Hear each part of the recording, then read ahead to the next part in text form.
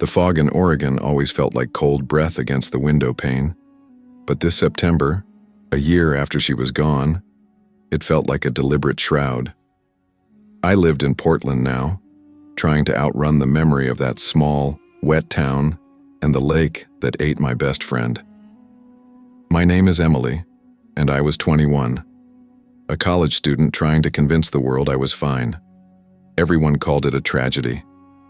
They said Chloe's drowning was a mysterious accident after a party. Too much alcohol, maybe a misplaced step in the dark near the dock. The police report was clean, the case closed. But I knew the truth was muddier, sitting cold and heavy in my stomach like a stone. I had left her there.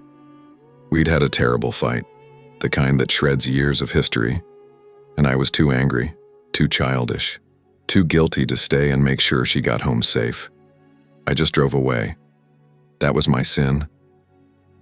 It was the week of what would have been Chloe's 22nd birthday.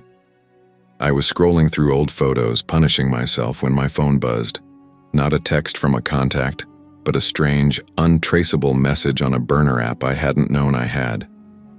You remember the lake? You left me there. My blood turned to ice. It had to be a cruel prank, someone from that old crowd who knew my secret guilt. I tried to trace the number, but it was a dead end, a ghost number in the digital ether. I immediately deleted the message and forced myself to believe it was just a sick coincidence, the universe playing a low-blow joke.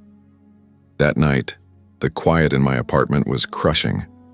I was trying to sleep, staring at the ceiling, when my phone suddenly lit up on the nightstand. The voice assistant, Siri, Alexa, whatever, spoke, its automated, emotionless voice shattering the silence. Playing your last voice message from Chloe. I shot upright. My mind screamed impossible. Chloe had been dead for 12 months. I hadn't saved her last message. I'd deleted everything after the funeral. But the phone was playing something. It wasn't a clear audio file. It was muffled, distorted by static and a heavy rush of background noise that sounded terribly familiar. It sounded like water and wind, and a terrible, panicked scramble. Then, the voice, her voice, choked and raw, exactly as I remembered it from the last time I saw her alive. "Emily, don't leave me here." It was those exact words. The last plea she had directed at me before I hit the gas and left the lake behind. The recording cut off with a wet gasp. Silence returned, heavier and more terrifying than before. My hands were shaking so badly I could barely grab the phone. I tore through my message history, my call log, my recently deleted folder.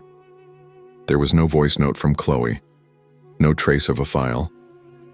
Yet, when I checked the log for the voice assistant, there it was, a timestamp, 1:47 a.m., indicating that the command, "play last voice message," had been executed. I hadn't touched the phone. A prankster couldn't hack my voice assistant in the middle of the night to play an audio file that didn't exist. This wasn't a message, it was an echo, a memory given physical, digital form. And it was proof that whatever happened at that lake, Chloe was still tied to me. I didn't sleep again. I only sat, clutching the cold rectangle of my phone, knowing that somewhere out in the Oregon mist, the person I had failed was finding a way back in. She had started with my guilt, and now she was in my house inside my technology, waiting. The drive back to our old town in Oregon was like wading through cold soup.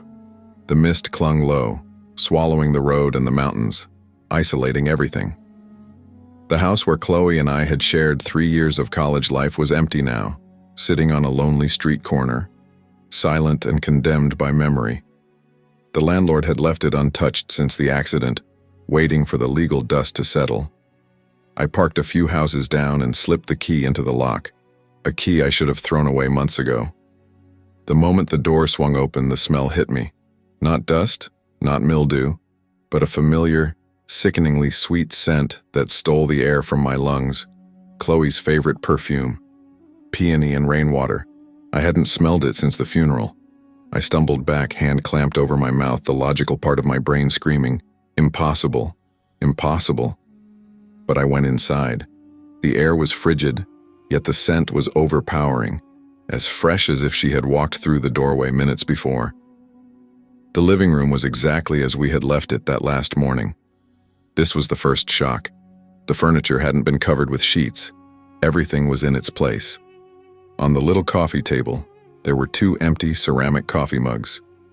One was mine, chipped blue. The other, her bright yellow one, sat right next to it.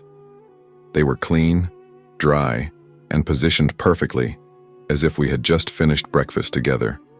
A dizzying wave of nausea hit me. I walked over to the wall where we'd haphazardly taped up some photos. They were all there.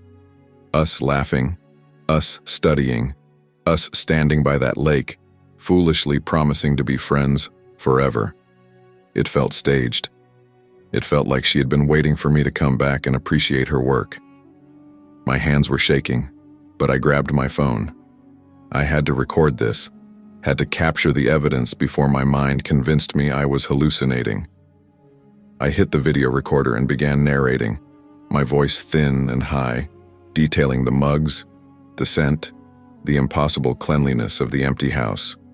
As I panned the camera around, I caught a glimpse of the hallway that led to our old rooms. There was a full-length mirror leaning against the doorframe. I walked towards it, my reflection staring back at me, wide-eyed and terrified.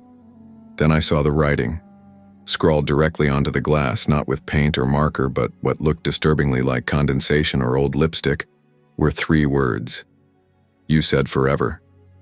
A sound escaped me, a small, broken sob. My video recorder was still running. I whipped the phone up to focus on the writing, desperate to document this final, undeniable proof. As I watched the screen, I saw something move in the upper corner of the frame, right behind my own reflection. It was a shadow, a figure, faint but definitely present, standing just over my shoulder. It was the height of a girl, and its head was slightly bowed. Most terrifyingly, its hair looked impossibly dark, heavy, and wet, hanging down to obscure its face. My heart hammered against my ribs, a trapped bird desperate to escape. I spun around, camera still in hand, ready to confront the entity, the ghost, the hallucination, the thing using Chloe's name. The hallway was empty. The air was cold. The scent of peony and rainwater was the only thing filling the void. I looked back at the mirror. The writing was still there, but the shadow was gone. But I had the video. I had the proof. I immediately stopped the recording and played it back. As the clip rolled, there was the moment. The faint, wet-haired figure frozen behind me, silently watching.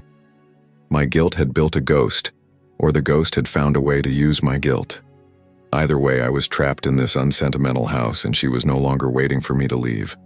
She was waiting for me to stay. I fled the house, the footage of the wet-haired shadow a searing brand on my phone's memory. I was unraveling. The scent, the mugs, the writing on the mirror. I was losing my grip on reality. I locked myself in a cheap motel room miles away, playing the video again and again until the shadow felt as real as my own reflection. Then, the terrible, sickening realization hit me. I had been so focused on proving I was being haunted that I hadn't let myself see the logical answer. The house wasn't entirely staged for a ghost, it was staged by me inside my mind. The perfume was a trigger. The mugs were a projection. The terror was a carefully constructed mechanism of self-punishment. I finally understood the truth of the last year. The guilt of leaving Chloe at the lake was so immense that my brain had manifested a haunting. I was seeing the consequences of my negligence play out in front of me. I had built a shadow to chase myself. Half of what I saw, I projected. But if that was true, what about the phone? I went back to the voice assistant log.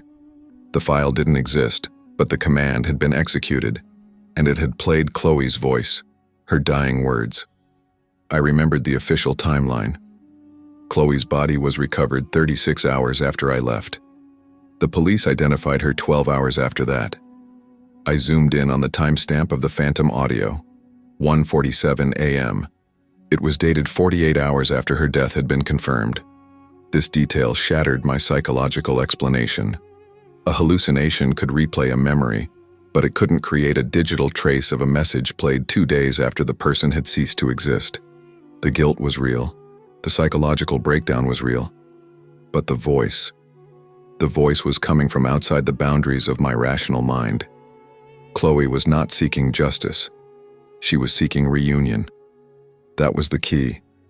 She didn't want me dead. She wanted me back, eternally bound by the promise written on the mirror. You said forever. I spent the next hour talking to the air, to the shadows, to the girl in the reflection. I confessed my betrayal. I told her I was scared and selfish, that I left her because I was angry, and the terror of seeing her fall into the water made me a coward. I gave my guilt a voice, and in doing so, I felt an eerie, suffocating sense of peace. Weeks later, the cold, wet air of Oregon was replaced by the sterile, controlled environment of a therapist's office. I sat composed, hands folded neatly in my lap. I was quiet, lucid, and deemed ready for discharge. The doctor, a kind woman with tired eyes, leaned forward. "Emily," she asked gently, "do you still hear her voice?" I paused, and then I smiled. Not the desperate, nervous smile of a patient, but a soft, satisfied upturn of the lips. It was a smile of complete relief. "Not anymore," I said, my voice steady. "We worked it out." The doctor nodded, making a note on her clipboard. "That's excellent progress."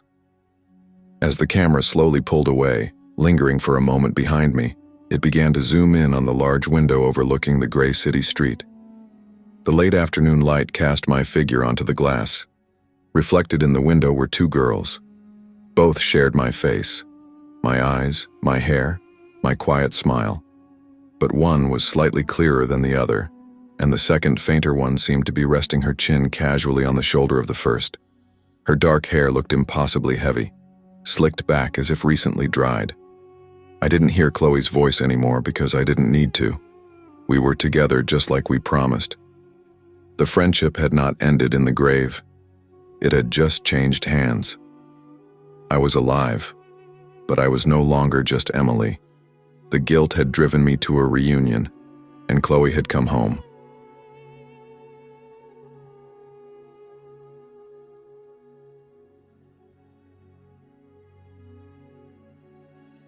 Seattle was meant to be a fresh start. At 23, I, Olivia Moore, had just graduated and landed a great job as a junior graphic designer. The rain and the city's constant hustle felt like a productive blanket, and I loved my tiny apartment overlooking the city. Best of all, I wasn't alone.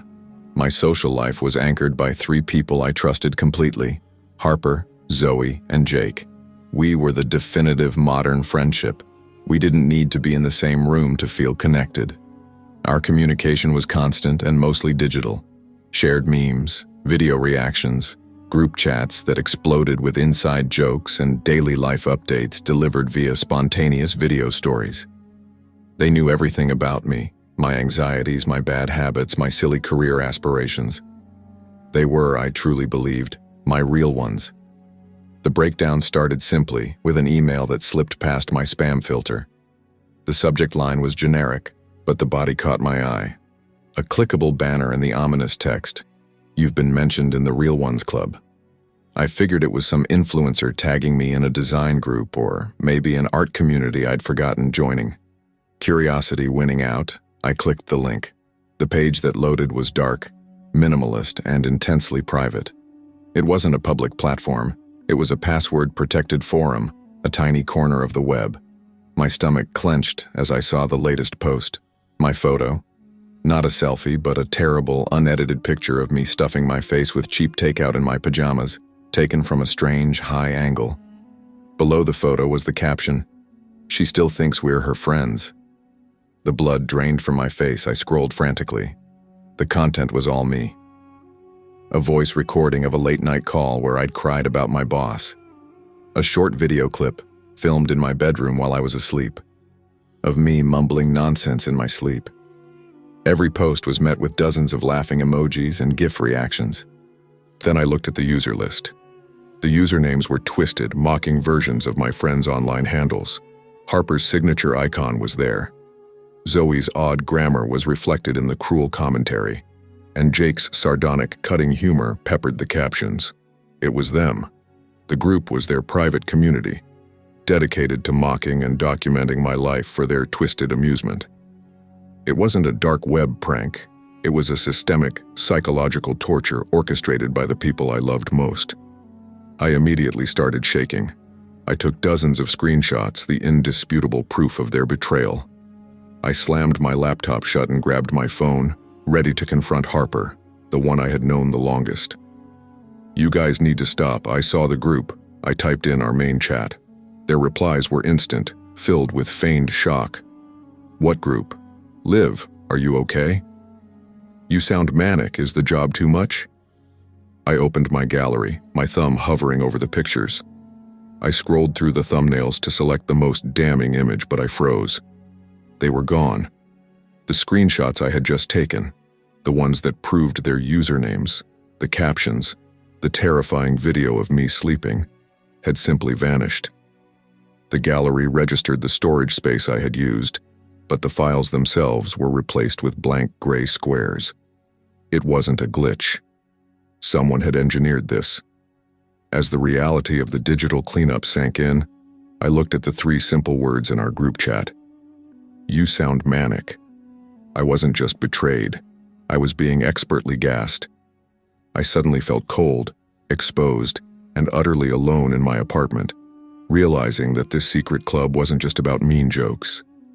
It was about control, and they had just shown me that their eyes were always on my screen, and their fingers were always on the delete button. They were watching me right now, waiting for me to break. The vanishing screenshots stripped me of my sanity. I couldn't prove the group existed, which meant every tear, every accusation, only reinforced the image my friends, my persecutors, were painting of me. A manic, paranoid mess. Harper, Zoe, and Jake treated me like a fragile glass doll, offering concerned glances and gentle advice to take a break from the internet. Their concern was a mask. Their kindness was a weapon. I was utterly isolated, trapped in a reality only I could see. My paranoia became a physical thing. I started checking my apartment locks 3 times. I taped over the webcam on my laptop and the front-facing camera on my phone. Every muffled sound from the hallway made me jump. I lived in a state of constant low-level dread, always listening for the click of a recording starting. Then came the voice note. It appeared in my voicemail app one afternoon. No sender ID, just a blank number. I held the phone to my ear, my heart thudding against my ribs. The voice was low, conspiratorial, and slightly distorted. "Don't tell anyone, Liv. It's just for fun." I nearly dropped the phone. It sounded nothing like Harper or Zoe or Jake. It sounded sickeningly like me. My own voice, recorded at some unseen moment, was being used to mock my fear and warn me against seeking help. The terror wasn't just in the betrayal, it was in the realization that they could steal my identity, my sound, and turn it against me. I stayed up late that night, huddled under my covers, convinced that my phone, my laptop, my life, everything, was compromised. I even took out the batteries in an old smoke detector, fearing it had been bugged. The next morning, the digital horror became a physical violation. I woke up, went to the kitchen to make coffee, and stopped dead.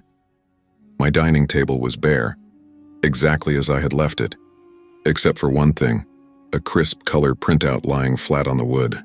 It was a screenshot, a fresh one, not from my phone, but from the perspective of the secret group. It showed a darkened video thumbnail, the view of my living room taken from the angle of my taped-up laptop, and underneath it, the new caption, "The secret group likes your new look." My blood ran cold. The laptop camera was taped. My lights were off. Yet they had captured the scene, and more terrifyingly, someone had been in my apartment while I was sleeping to leave the physical proof on my table. The line between cyber horror and real-world terror had been violently crossed. I fled to my office, the printout shaking in my hand. I told myself I needed to be rational, that maybe I had left the door unlocked, that maybe I was losing it. I sat at my desk trying to work when I noticed a small, black object next to my monitor. It was a cheap, generic USB drive. Scrawled across the plastic casing in permanent marker were 3 words: Real Ones Club. With numb disbelief, I plugged it into my workstation. The drive contained one file. I opened it. It was a video file titled Lives SO1EOR7. The footage was shaky, amateur, and focused on me, asleep in my own bed. The camera was close, intimate, and deeply violating. I saw myself roll over, the blankets pulled tight. And then I heard the sound. A low, slow, whispered voice coming from directly behind the camera. "We're almost done recording season 1. I snatched the USB out of the port, the whispered sentence echoing in the silence of the open-plan office. This wasn't a joke. It wasn't just friends being cruel. It was an organized, documented operation. I was the unwitting star of their show, and they were preparing for their grand finale. I went to the police, the USB drive and the terrifying printout clutched in my hand. I told them everything. The digital abuse, the vanishing screenshots, the chilling whisper on the video file, and the clear violation of my apartment. I watched their faces as they listened, a mixture of polite professionalism and deep skepticism. The investigation was swift and yielded nothing. The police report came back clean. The USB drive, when analyzed by forensics, contained files that were self-destructive in nature. They simply disappeared after a single view, leaving no trace of the recording or the voice. My friends, Harper, Zoe, and Jake, all offered identical tearful statements confirming my growing paranoia and erratic behavior. They had fabricated my collapse perfectly. Every file, every event, had been engineered to gaslight me until I was unbelievable. Defeated and terrified, I started seeing a therapist. I needed professional help to discern where the line was between the external cyber attack and my internal psychological breakdown. The therapist was patient, but her words only deepened the horror. Sometimes our guilt takes a digital form, Olivia. When we feel desperately isolated, our mind can project those fears. You might be projecting your loneliness and distrust onto your friends. A projection. Was she right? Had my anxiety about moving to a new city morphed into this elaborate digital persecution fantasy? I was almost ready to believe it, ready to accept that I was insane, when my phone vibrated, silencing the therapist's voice in my head. It was a notification from an unknown sender. I opened it with a trembling hand. "Good session, Liv. We love watching you heal." The blood drained from my face. This was not a projection. This was real. They were still watching. They were listening to my most private conversation, monitoring my attempts to escape them. This wasn't about friendship or bullying. It was a sophisticated, ongoing surveillance operation. The secret group wasn't just my friends. It was a dark collective that had selected me as its subject. I made one last desperate move. I quit my job, deleted every piece of social media I had ever used, and abruptly moved out of Seattle, heading east to a new, smaller city where no one knew my name. I bought a cheap burner flip phone. I lived completely offline. For 6 months, I experienced peace. The quiet was deafening, the isolation absolute, but it felt safe. I started sleeping without checking the locks. I stopped taping the cameras on the few electronics I allowed myself. I felt like I had finally outrun the audience. One night I was lying in bed feeling a fragile sense of normalcy. I picked up my old phone, the one I kept in a drawer, just to charge it before throwing it out for good. As the screen powered on, a final notification appeared. It wasn't an email or a text. It was a single, ominous banner that took up the entire screen. "Welcome back to the Secret Group, Season 2. The screen immediately went black. My heart stopped. I stared at the phone, then slowly lifted my gaze to the dark room. I was alone, but the fear didn't leave. As my consciousness registered the dread, the camera view seemed to shift, pulling slowly back from my terrified face. The screen remained black, but an unseen camera was still rolling, focusing on my profile. And then, from the blackness, a final chilling caption appeared, floating over the image of me, trapped and staring into the dark. She survived. That's what makes it fun. I didn't need a phone to connect to them anymore. I was the signal. They weren't just in my electronics. They were in my life, and season 2 had just begun. I was alive, but I would be an eternal subject, forever watched by the Real Ones Club.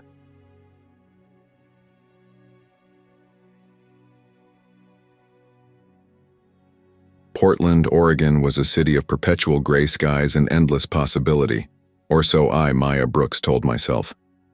At 24, I had landed my first real job at a graphic designing firm, and my life felt perfectly organized. My biggest comfort wasn't the city, though. It was my circle, Jade, Lucas, and Sophie. We were inseparable, maintaining a constant high-volume presence in each other's digital lives, sharing our location, our fears, and the messy, unedited details of our days. If we didn't post it, it didn't happen. That was the rule. The whole concept of friendship in 2025 felt like a constant performance, but with Jade, Lucas, and Sophie, it felt safe.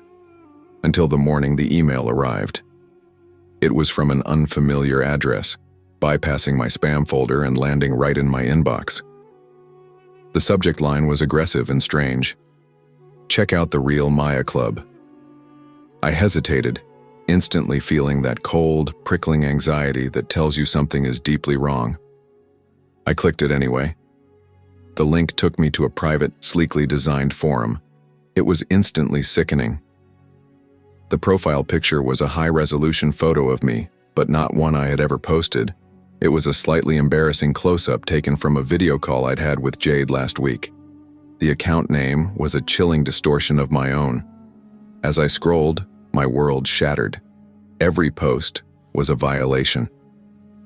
There were blurry stills from my own phone camera roll that I'd only shown my friends. There was a voice note where I was crying hysterically about my job interview, a file I had only sent to Lucas. There was even a silent video clip of me asleep in my own bed, clearly filmed from a hidden device. The comments and captions were worse. They were laced with biting sarcasm and cruel, hyper-specific inside jokes that only 4 people in the world would understand. She still thinks we're friends. Look at her stressing over that date, worth the watch. And the users commenting. Their handles were barely disguised versions of Jade, Lucas, and Sophie. I didn't need proof. The intimate, humiliating content confirmed it. The friends I trusted with my digital soul had created a fake account, a clone of my identity, to publicly, secretly mock and expose me. My first thought was a desperate, panicked race for evidence. I frantically started taking screenshots of the forum, the usernames, and the most damning captions. My hands were shaking so violently that the photos were blurry, but they were there, indisputable proof of their betrayal. I threw my phone down and stormed toward my laptop to open the group chat. I know about the forum, I typed, my fingers hammering the keys. I have proof. Why would you do this? Their responses were instantaneous and perfectly synchronized. Confusion, denial, concern. What are you talking about, Maya? You sound exhausted. Take a break. I went to my photo gallery, ready to send the images and rip their masks off. But as my phone opened the gallery, I froze. The screenshots were gone. Every image I had just captured had disappeared, leaving behind only the blank space where the data should be. It was too fast, too efficient to be a glitch. It was then I realized the true horror. This wasn't just a betrayal by my closest friends. This was a mind game, a deliberate test engineered to break me. They hadn't just made a fake account. They had gained complete control over my devices. They were watching my actions, predicting my response, and wiping away the evidence before I could even use it. And right now they knew I was alone, staring at an empty gallery, believing a terrifying truth no one else would. The sight of the blank gallery, the erasure of my proof, made me a prisoner in my own home. I couldn't trust my phone, my friends, or even my own perception. Jade, Lucas, and Sophie continued their act flawlessly. They'd text me with friendly concern.